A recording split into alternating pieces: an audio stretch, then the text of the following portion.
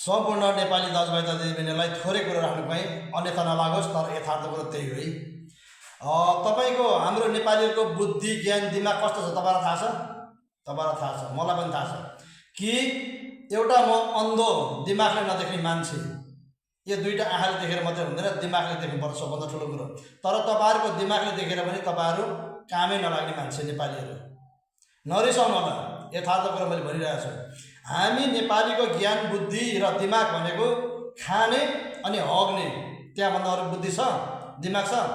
यसो विचार गर्नु त, खोइ तपाईँहरू के गर्नु भएको छ त? प्रगति उन्नति त्यही खात्र खुजुर काम गर्ने, खाने अनि हग्ने, होइन? भेट्यो भने जाँडो खाएर होवा गर्ने, झगडा गर्ने है। ज्ञान बुद्धि नेपालीको देखेर अचम्म लाग्छ, कति लाटो छौँ है नेपालीहरू, धेरै लाटो छौँ। र अलिकति म तपाईँलाई के भन्नु चाहन्छु भने, कम्ती अनि मान्छे भएर हिँडिसकेपछि कम्ती दिमाग आउनु पऱ्यो कि देशको बारेमा सोच्ने, समाजको बारेमा सोच्ने, घर व्यवहारको बारेदेखि लिएर तपाईँको सामाजिक रूपमा सोच्नु पऱ्यो र अन्तकि देशको बारेमा सोच्नु पऱ्यो।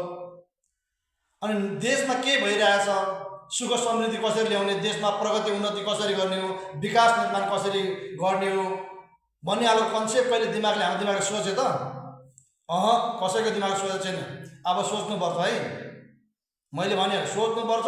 अब यो देशमा नेतृत्व गर्ने, राजनीति गर्ने नेताहरूले के काम गरिरहेको छ, जनताले हामीले के सोचिरहेको छ, हामीले नेतालाई कुन खालको कुरा भन्नुपर्ने र नेताहरूले जनतालाई दिनुपर्ने कुराहरू के छ, त्यो कुराहरू तपाईँ हामीले बुझ्नुपर्छ। र यो देशको राजनीतिको बारेमा तपाईँहरू नेपाली समाज जनताले बुझ्नुपर्छ भन्ने म थोरै तपाईँलाई जानकारी दिन चाहन्छु। कम्तीमा पनि यो देशमा तपाईँको कलखाना उद्योग कसरी खोल्ने, कृषि उत्पादन कसरी गर्ने, कसैको जमिन छैन होला, कसैको भूमि छैन होला, त्यो भूमि विहीनहरूलाई के गर्ने र सबै समाज जनताले निर्णय गर्ने हो र निर्णय अनुसार नेता बनाउने हो। त्यो नेतालाई हामीले भोटिङ सिस्टमबाट पार्लियामेन्टमा पठाउने हो र त्यो हामीले भनेअनुसार डिजाइन र एउटा भिजनको साथ हामीले पठाएको नेताले चाहिँ कम्ती नेपाली समाज जनतालाई बस्ने र खाने स्थिति बनाइदिनु पर्यो देशमा, नेपालभित्र, र रोजगारको व्यवस्था गरिदिनु पर्यो भन्ने खालको एउटा के अरे सोच र विचार र कन्सेप्ट लिएर हामीले नेताहरूलाई पनि हामीले छनौट गर्नुपर्छ। त्यो खालको नेताहरूले त्यहाँ पुगिसकेपछि हाम्रो विचार र हाम्रो भनाइहरू बोकेर गइसके त्यो ठाउँमा गएर एउटा कानुन नियम बनाएर कम्तीमा पनि हामीलाई साथ सपोर्ट होस् र त्यो हामीले पठाएको नेता मार्फत हामीले यो देशमा बस्ने वातावरण होस्, यो देशमा जागिर पाउने वातावरण बनाओस्। र तपाईँ हामीले बुझ्ने बेला छ र सोच्ने बेला पनि हो। र तपाईँले कन्सेप्ट र दिमागमा सोच्नु होला, तपाईँ हाम्रो दिमाग कस्तो खालको छ, संसारमा मान्छेहरूको दिमाग कस्तो छ र हाम्रो नेपालीको दिमाग कस्तो छ।